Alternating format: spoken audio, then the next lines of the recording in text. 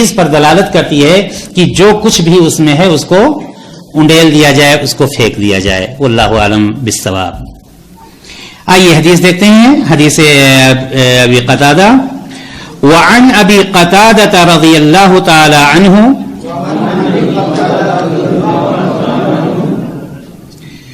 ان رسول اللہ صلی اللہ علیہ وسلم قال فی الہرۃ انها لیست بنجس انما ہی من الطوافین علیکم اخرجہ الاربعۃ وصححہ الترمذی وابن خزیمہ. یہ ابو قتادہ رضی اللہ تعالی عنہ کی روایت ہے. مشہور صحابی ہیں یہ بھی, کہ رسول اللہ صلی اللہ علیہ وسلم نے ارشاد فرمایا کس کے بارے میں؟ بلی کے بارے میں. فی الہرہ, بلی کے بارے میں.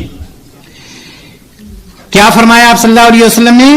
انہا لیست بنجس, کہ وہ پاک نہیں ہے. یعنی کیا ہے وہ پاک, ناپاک نہیں ہے بلکہ وہ پاک ہے. انہا لیست بنجس, وہ ناپاک نہیں ہے بلکہ وہ پاک ہے. کیوں پاک ہے؟ سبب کیا ہے؟ آپ صلی اللہ علیہ وسلم نے اسی حدیث میں اس کی بھی وضاحت کر دی ہے. انما ہی من الطوافین علیکم, کیونکہ وہ تمہارے گھروں میں ہر وقت آمد و رفت رکھنے والے جانوروں میں سے ہے. ٹھیک ہے. یہ صراحت کے ساتھ یہ حدیث دو چیز صرف اس میں بتلائی گئی کہ بلی ناپاک نہیں ہے جس طرح سے کتا ناپاک ہے, اس کے بالکل برعکس بلی ناپاک نہیں ہے. اور اس کی وجہ یہ بتلائی کہ یہ آپ کے درمیان کثرت سے آنے جانے والی ہے. آئیے ہم اس کی وضاحت دیکھتے ہیں. سب سے پہلے حدیث کے راوی کون ہیں؟ ابو قتادہ رضی اللہ تعالی عنہ. ان کا نام حارث بن ربعی ہے اور کنیت ان کی ابو قتادہ ہے, اور ابو قتادہ ہی سے مشہور اور معروف ہیں. یہ 54 ہجری میں وفات ہوئی. اس وقت عمر 70 سال کی تھی, لیکن جب ان کی سیرت آپ پڑھیں گے تو اس میں یہ ملتا ہے ابو قتادہ رضی اللہ تعالی عنہ کی سیرت میں کہ آپ کی عمر کے لیے نبی کریم صلی اللہ علیہ وسلم نے دعا کی تھی. کس کی عمر کے لیے؟ ابو قتادہ رضی اللہ تعالی عنہ کی. اس لیے ان کی سیرت میں ملتا ہے کہ 54 ہجری میں وفات ہوئی, اور وفات کے وقت ان کی عمر کتنی تھی؟ 70 سال کی تھی. لیکن سیرت ان کی لکھنے والے لکھتے ہیں کہ 70 سال کے ہونے کے باوجود یہ 15 سال کے نظر آتے تھے. یہ کس کی برکت سے؟ ظاہر سی بات ہے نبی کریم صلی اللہ علیہ وسلم کی برکت سے. تو ابو قتادہ رضی اللہ تعالی عنہ ان خوش نصیب صحابیوں میں سے ہیں جن کے لیے آپ صلی اللہ علیہ وسلم نے خصوصی دعا کی تھی, اور عمر کے بارے میں خاص طور سے دعا کی تھی. تو آپ اگرچہ 70 سال کی عمر میں وفات آپ کی ہوئی ہے, لیکن آپ دیکھنے میں ایسا لگتا تھا کہ جیسے ابھی 15 سال کے ہیں. اور آج کل بھی بہت سارے لوگ پائے جاتے ہیں, اگر ان سے آپ پوچھیں کتنے سال کے, اتنے سال کے, ارے اتنے سال, میرا بچہ ایک انجینئر ہو چکا, ایک ڈاکٹر ہو چکا. آپ یہ سوچیں گے کہ ابھی جلدی ان کی شادی ہوئی ہے. تو اللہ تبارک و تعالی کسی پر مہربان ہو جاتا ہے, اور وہاں پر تو نبی کائنات کی دعا تھی, ظاہر سی بات میں کمی آنا ناممکن ہے. یہاں پر حدیث آ رہی ہے کہ رسول اللہ صلی اللہ علیہ وسلم نے قال رسول اللہ صلی اللہ علیہ وسلم فی الہرۃ, آپ صلی اللہ علیہ وسلم نے بلی کے بارے میں فرمایا. کس کے بارے میں فرمایا؟ بلی کے. یعنی یہاں پر مطلب یہ ہے کہ بلی کا شرعی حکم کیا ہے, چونکہ بلی اور کتا دونوں میں بہت فرق ہے. بلی اور کتا میں فرق ہے. کتا برابر آپ کے گھر میں نہیں آئے گا, اگر آپ نے کتا پال رکھا ہے تو وہ کتا آئے گا بھی تو اس کی خاص جگہ ہوگی. اگر آپ نے دروازہ بند کر دیا تو اس کو آنے کا راستہ نہیں ہے. اس کے برعکس بلی کہیں سے بھی چھلانگ لگا کے آ سکتی ہے. اور اگر آپ نے اس کی پرورش کر دی ہے تھوڑی سی تو جانتے ہیں کہاں بیٹھتی ہے بلی عام طور پہ؟ بستر پر تو بیٹھتی ہی ہے. جب آپ بھی بستر پر ہوں گے تب وہ کہاں بیٹھے گی؟ آپ کے ران پہ. یہ بلی کی خاصیت ہوتی ہے. تو یہاں پر بلی اور کتا میں فرق ہے. کتا کے بارے میں آپ صلی اللہ علیہ وسلم نے فرمایا کہ یہ ناپاک ہے، اس کا جسم بھی ناپاک، تھوک بھی اور ساری چیزیں ناپاک. یہاں پر اب یہ بتلایا جا رہا ہے اس کے برعکس کہ یہ دونوں جو ہیں تقریباً گھروں میں آنے جانے والے ہیں. تو ہو سکتا ہے کوئی شخص یہ سوچے کہ کتے کا معاملہ یہ ہے تو بلی کا، کتے بلی کی لڑائی بہت مشہور ہے.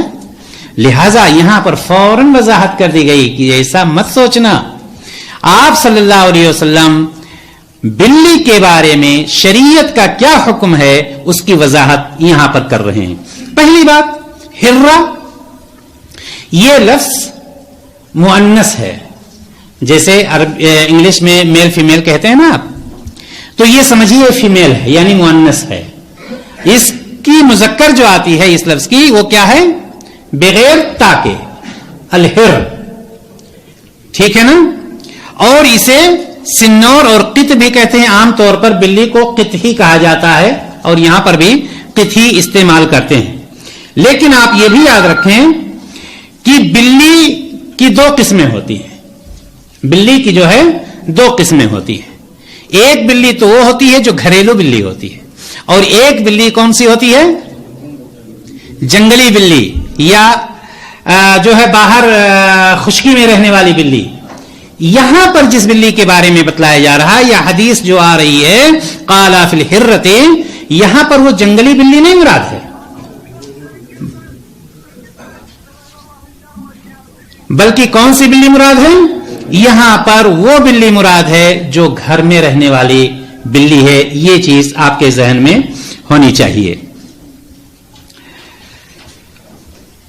آپ صلی اللہ علیہ وسلم نے فرمایا انہا لیست بنجس، وہ ناپاک نہیں ہے.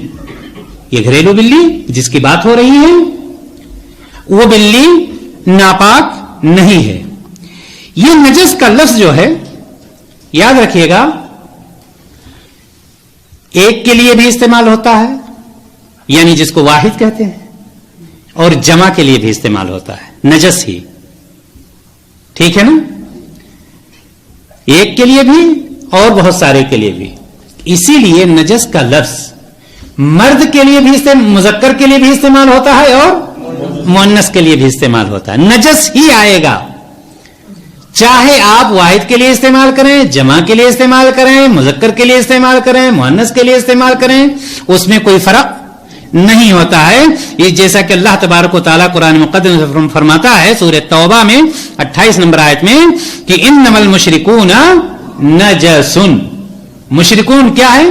جمع ہے، لیکن کیا لفظ استعمال ہوا؟ نجس ہی کا. معلوم یہ ہوا کہ نجس کا لفظ واحد کے لیے بھی استعمال ہے، جمع کے لیے بھی استعمال ہے، مذکر کے لیے بھی اور مؤنث کے لیے بھی استعمال ہوتا ہے. آپ صلی اللہ علیہ وسلم نے آگے کیا فرمایا؟ انما. اب یہاں پر یہ بات اس بات کی وضاحت کی جا رہی ہے کہ اس کو ناپاک کیوں نہیں کہا گیا ہے. بلی کو جس طرح سے کتے کو ناپاک کہا گیا، اس کا بدن بھی ناپاک ہے، اس کا جوتا بھی ناپاک ہے، ساری چیزیں. بلی بالکل اس کے برعکس ہے. آپ صلی اللہ علیہ وسلم نے اس کی بھی وضاحت کر دی کہ انما ہی من الطوافین علیکم، وہ تمہارے گھروں میں ہر وقت آمد و رفت رکھنے والا جانور ہے. یعنی یہ کہ زیادہ سے زیادہ طوافین کا لفظ استعمال کیا گیا. کیا لفظ استعمال کیا گیا؟ طوافین. طوافین جو ہے یہ واحد اس لفظ کا آتا ہے طواف. کیا؟ طواف. طواف سے طوافین ہے. اور طواف اس کو کہتے ہیں جس کی آمد و رفت زیادہ سے زیادہ ہو. طواف زیادہ آنے جانے والا. طواف زیادہ آنے جانے والا. اور گھر کا خادم کیا ہوتا ہے؟ ظاہر سی بات ہے ہمیشہ اس کو کبھی بچے سے کام ہے, کبھی مالک سے کام ہے, کبھی مالکن سے کام ہے, کبھی کچن سے کام ہے. اس کی آمد و رفت بہت زیادہ ہوتی ہے, جس کی وجہ سے وہ طواف ہوتا ہے, اور بکثرت آنے جانے کی وجہ سے اس کو طواف کہا گیا. اسی پر قیاس کرتے ہوئے بلی کو بھی طواف کہا گیا ہے, چونکہ بلی بھی جب گھر میں ہو جاتی ہے تو وہ باہر پھر نہیں جاتی ہے. اسی کی تشبیہ یہاں پر دی گئی ہے کہ جس طرح سے ایک خادم زیادہ سے زیادہ اندر آنا جانا ہوتا ہے, اسی طرح سے بلی بھی جو ہوتی ہے جب گھر میں ہوتی ہے تو زیادہ ہوتی ہے. اب یہاں پر ایک سوال یہ پیدا ہوتا ہے, ٹھیک ہے زیادہ ہے, زیادہ آنا جانا ہے اس کا, ٹھیک ہے جانور ہے اس کو ناپاک ہی ہونا چاہیے, لیکن آپ جانتے ہیں وہ حدیث کہ مسواک کے بارے میں آپ صلی اللہ علیہ وسلم نے کیا فرمایا, لولا ان اشق علی امتی لامرتہم بالسواک, کہ اگر میری امت پر مسواک کرنا شاق نہ گزرتا ہے نا, یعنی دشوار نہ گزر, تو ہر نماز کے وقت مسواک کا حکم دیا جاتا. معلوم یہ ہوا کہ شریعت ہمیشہ اس بات کا خیال رکھتی ہے کہ امت پر کوئی چیز شاق نہ گزرے, اور اسی شاق کی وجہ سے آپ کو معلوم ہوگا کہ نبی کریم صلی اللہ علیہ وسلم کو معراج میں جو تحفہ دیا گیا تھا, کون سا تحفہ؟ نماز کا. وہ کتنے وقت کا تھا؟ کیوں آپ صلی اللہ علیہ وسلم بار بار جاتے رہے کہ میری امت اس کی طاقت نہیں رکھتی, یہاں تک کہ کتنے وقت کی ہوگی؟ 5 وقت کی. یہ اور بات ہے کہ 50 وقت کا ہمیں ثواب اللہ تعالیٰ عطا کرتا ہے, لیکن اصل چیز جو پوائنٹ ہے یہاں پر دشواری. اسی دشواری کے پیش نظر یہاں پر شریعت اسلامیہ نے بلی کو پاک قرار دیا, اور سورۃ النور میں 58 نمبر آیت 58 آیت کا اگر آپ مطالعہ کریں گے تو وہاں پر باندیوں کے لیے, غلاموں کے لیے جو گھروں میں ہوتے ہیں ان کے لیے وقت کچھ خاص کر دیا گیا ہے کہ فلاں فلاں اوقات میں بغیر اجازت کے اندر نہیں داخل ہو سکتے. مثال کے طور پر فجر سے پہلے یا ظہر کے وقت. یہ اوقات کیسے ہیں؟ یہ اوقات ایسے ہیں کہ یعنی 3 اوقات ہوتے ہیں, فجر سے پہلے, ظہر کے وقت اور عشاء کی نماز کے بعد, کہ جس میں انسان اپنے اہل کے ساتھ ہوتا ہے. تو وہاں پر یہ کہہ دیا گیا کہ بغیر اجازت کے نہ داخل ہو سکتا, ایسے کپڑے میں ہوں جس کپڑے میں وہ شخص باہر نہیں آتا یا دوسروں کے سامنے یا کسی بھی حالت میں ہو سکتے ہیں. لیکن اس کے آگے اللہ تبارک و تعالیٰ فرماتا ہے لیس علیکم ولا علیہم جناح بعدہن طوافون علیکم بعضکم علی بعض. سورۃ النور میں 58 نمبر آیت میں فرمایا لیس علیکم ولا علیہم جناح بعدہن طوافون علیکم بعضکم علی بعض. ان وقتوں کے ماں سوا نہ تو تم پر کوئی گناہ ہے نہ ان پر, یعنی 3 اوقات جو بتلائے گئے. کون کون سے؟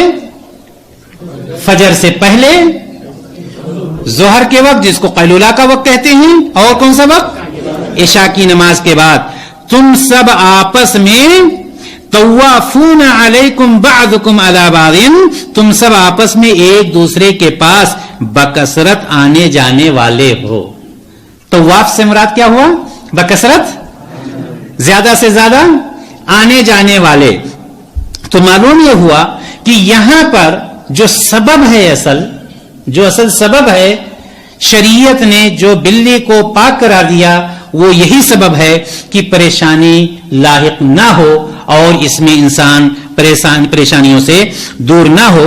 چونکہ ابو داؤد کی دوسری روایت آتی ہے جس میں نبی کریم صلی اللہ علیہ وسلم ارشاد فرماتے ہیں انہا لیست بنجس انہا من الطوافین علیکم او الطوافات, یعنی یہ کہ بلی ناپاک نہیں ہے اس لیے کہ وہ بکثرت تمہارے پاس آنے جانے والی ہے.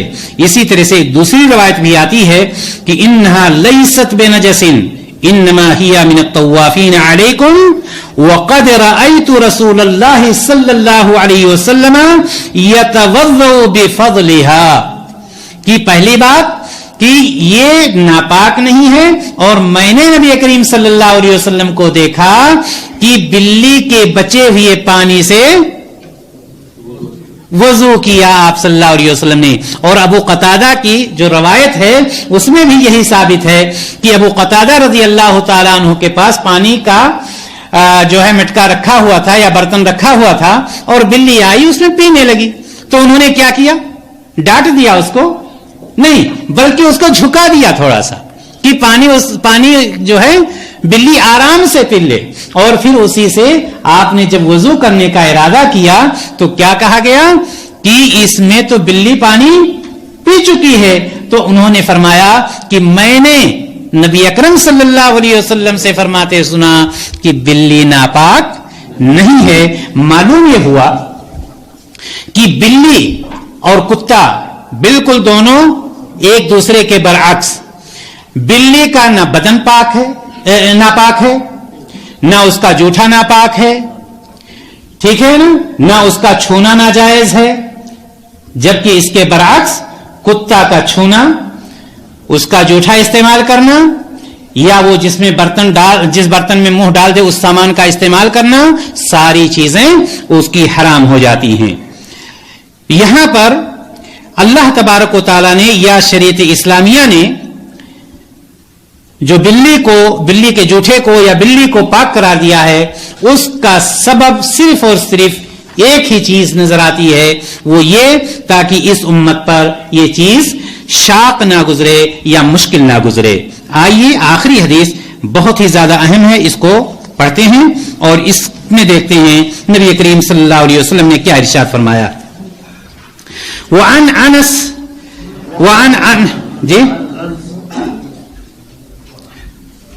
جی پڑھیں.